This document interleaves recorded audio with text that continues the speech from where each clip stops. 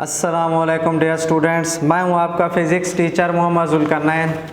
आज हम first year physics chapter number 2 के सेकंड हाफ के सेकंड टाइम के पेपर को डिस्कस करते हैं। सबसे पहले हम इसके एमसीक्यू को डिस्कस करते हैं। जो पहला एमसीक्यू है, A cross B and B cross A can be equal only. A cross B cross A के बराबर कब होगा वो हमने बताने हैं। पहला ऑप्शन है पैरेलल, दूसरा एंटी पैरेलल, तीसरा है बोथ और चौथा है नन। तो इसको हम यहाँ से प्रूव करते हैं।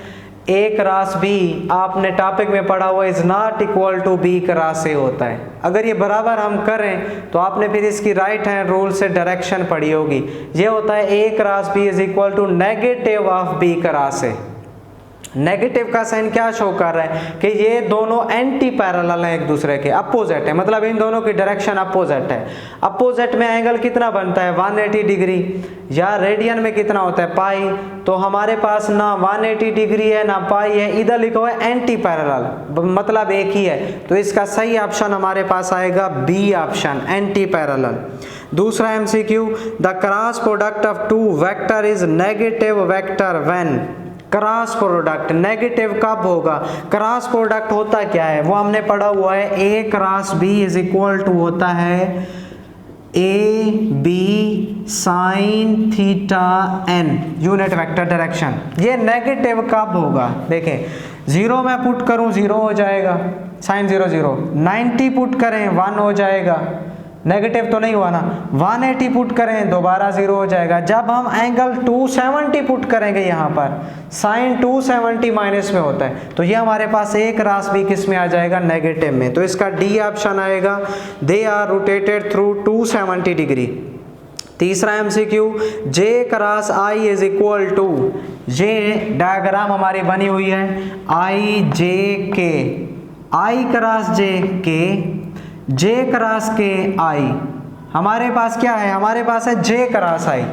इसको क्लॉकवाइज जब हम रोटेट करवाते हैं तो हमारे पास आंसर नेगेटिव में आते हैं, anti clockwise positive, clockwise negative. तो देखें, जे क्रॉस आई किसके इक्वल होगा? माइनस के, लेकिन यहाँ माइनस के नहीं है, तो इधर हमारे पास फिर ऑप्शन आएगा इसका D option, none of these. चौथा MCQ, A cross B, A B sine theta n cross A B sine theta n is. ये भी दोनों पैरेलल हैं, साइन 0 0 हो जाएगा। आंसर हमारे पास आएगा इसका डी ऑप्शन 0।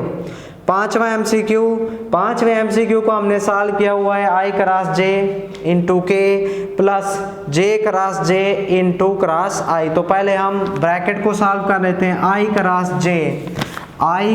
जे किसके इक्वल होगा? के के। ये है आई क्रॉस जे के इक्वल, क्रॉस आई ये वाला यहाँ पर आ गया, प्लस जे क्रॉस जे 0 क्रॉस आई, ये तो सारी टर्म 0 हो जाएगी। ये भी पैरेलल है, साइन 0 0, तो सारा आंसर हमारे पास क्या आ जाएगा? 0।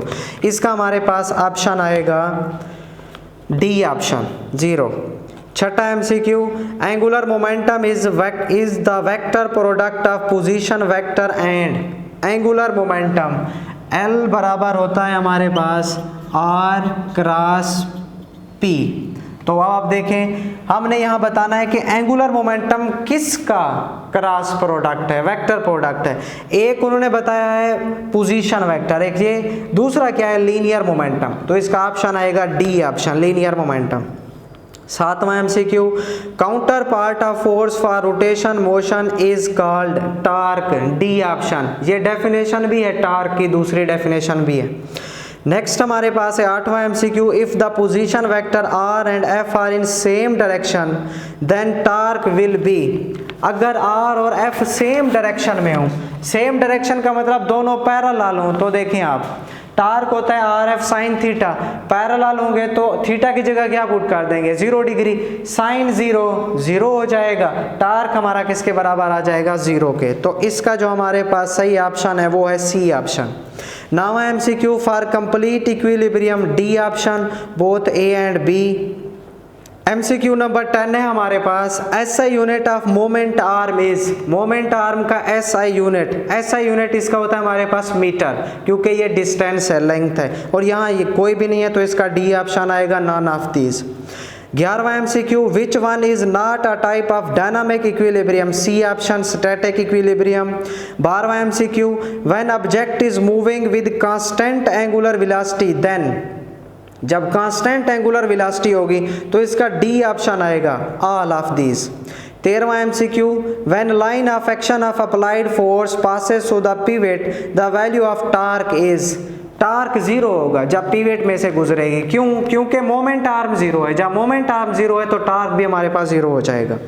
3 vector A B C satisfy the relation, 3 vector हैं, एक ए है, दूसरा बी है और तीसरा सी है। तो उन्होंने बताया कि ए डॉट बी जीरो है। इसका क्या मतलब है? ए डॉट बी बराबर होता है A B cos theta, cos 90 zero होता है, मतलब ए वेक्टर परपेंडिकुलर है किसके? बी के। तो आप इस डायग्राम में देखें, ये ए वेक्टर, ये बी वेक्टर, ये ए वेक्टर बी पर क्या है? परपेंडिकुलर, जिसकी वजह से ए डॉट बी जीरो है। दूसरा है A dot C zero, A dot C भी जीरो है। इसका क्या मतलब है? ए वेक्टर परपेंडिकुलर है सी के भी, तो ये ए वेक्टर सी के भी परपेंडिकुलर है, 90 का एंगल बना रहा है। हमने बताना है vector A is parallel to, vector A किसके पैरेलल होगा? वेक्टर ए पैरेलल होगा हमारे पास बी क्रॉस सी के। तो इसका जो हमारे पास सही ऑप्शन है वो है डी ऑप्शन। 15वां MCQ, a force of 30 Newton passing through the pivot of a body of radius 5 meter, then torque will be, ये मैंने आपको अभी भी बताया है, जहाँ मोमेंट आर्म जीरो हो जाएगा, जब मोमेंट आर्म जीरो हो जाएगा तो हमारे पास टार्क क्या हो जाएगा? जीरो। या फिर आप देखें दोनों पैरेलल हो जाएंगे, जब दोनों पैरेलल हो जाएंगे तो साइन जीरो हो जाएगा, टार्क दोबारा हमारे पास जीरो हो जाएगा। 15वें का ऑप्शन था डी ऑप्शन 0। 16वां, if the angle between two vector A and B is 45 degree then which one of them is correct?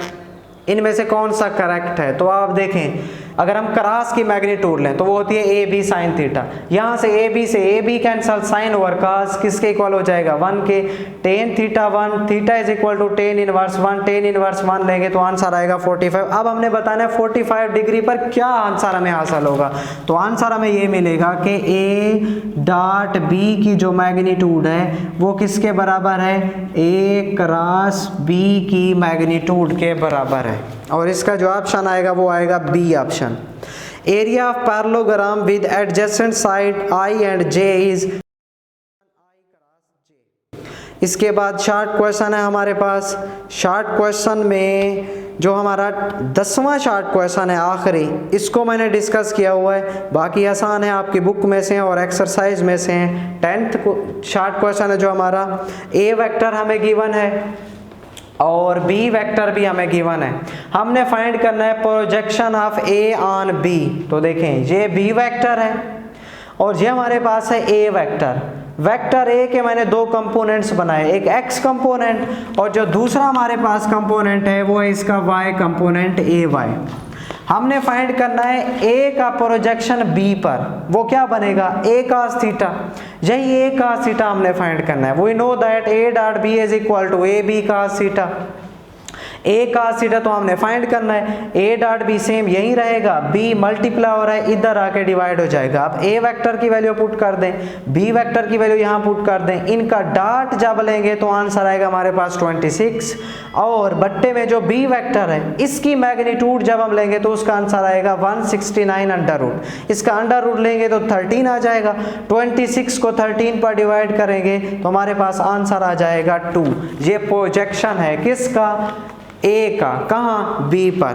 तो डियर स्टूडेंट्स, इसके बाद हमारे लॉन्ग क्वेश्चन है और लॉन्ग क्वेश्चन में आपने टार्क को एक्सप्लेन करना है, डेफिनेशन, इसका formula, unit, torques on rigid body, ये कंप्लीट, फिर इसकी टाइप्स, क्लॉकवाइज, एंटी क्लॉकवाइज, यहाँ तक इसको आपने एक्सप्लेन करना है। और जो दूसरा हमारे पास बी पार्ट है इसका, ये हमारे पास न्यूमेरिकल एक्सरसाइज प्रॉब्लम में से बहुत आसान है, इसका आपने एंगल फाइंड करना है, डॉट प्रोडक्ट ले लेना है और कॉस और क्रॉस प्रोडक्ट इसका ले लेना है, तो आपके पास इसका आंसर आ जाएगा। अल्लाह हाफिज़।